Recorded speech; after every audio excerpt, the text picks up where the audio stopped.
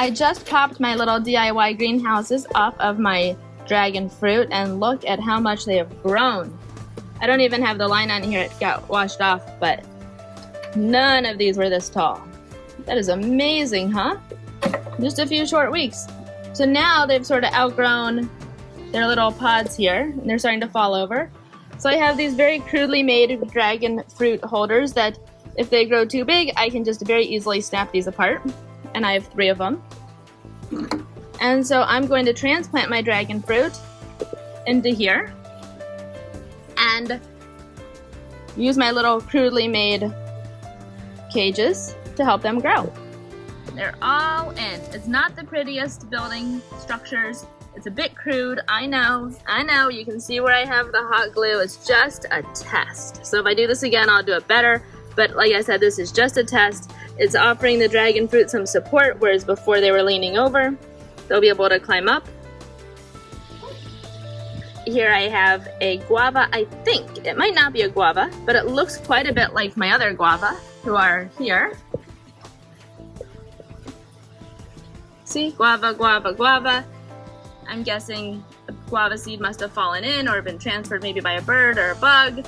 I don't know, but it looks like a guava. These are of course not quite so leggy. This one, however, is pretty leggy. So what I'm gonna do for it actually, I'll show you the guava. I'm gonna dig it up and I'll replant it in a minute. Here. See how long that stem, see that's not gonna be a very strong stem, I'm afraid. So what I did for some of my other plants, and it worked really well, was I made a really deep hole. And now, this happened for the moringa also. My big moringa tree was planted way too deep, and that did not work. But what I found for my saplings, and this is not scientific information by any means, it is just simply, I tried it and it worked, so I'm gonna try it again type thing. I planted it quite a bit lower, as you can see. So hopefully that'll help make it so it's not quite so long and stringy.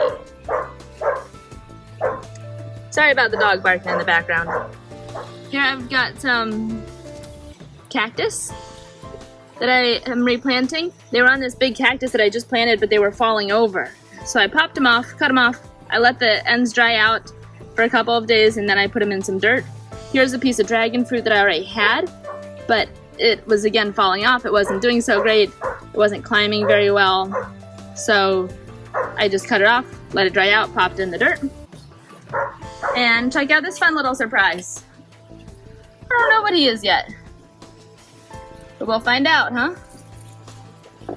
Otherwise, things are looking pretty good in here with the exception of that jackfruit leaf. Jackfruit.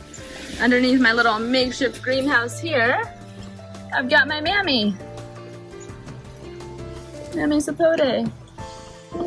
Here's a fun surprise. I don't know what this is. I think it's something that I already have in my orchard that is actually like kind of a type of spinach. Tastes like spinach. I don't remember the name of it, but I think that's what it is. This one looks like guava. Although I don't know that for sure, of course. This one, I don't know. It could be a weed. This one actually looks like one of my weeds in my garden. So maybe that's a weed. But I want to let them grow up and identify them before I pull them out. Here's Roselle hibiscus. Here's another type of hibiscus. I just took some clippings, planted them, and now they're starting to root. You can see it's pretty solid when I pull it out. I don't want to pull it too hard, but it's pretty solid. So it's in there really well. It's a few days old. It hasn't died yet, so that's a good sign. Of course. You can see the Roselle hibiscus are doing really well. I just put a few of them in the garden. I suppose we're probably due for another tour. I'm trying to propagate beautyberry from clippings. So I threw some organic matter in here along with some plant food. We'll see how they go. One of my onions sprouted, so I took it, I peeled it back to the sprout area, and I planted both of them. And then these are my chayote squash that are starting, but they actually seem to do better inside, so I think I might move these two back, and I don't want that to attract bugs. I might move this one back inside.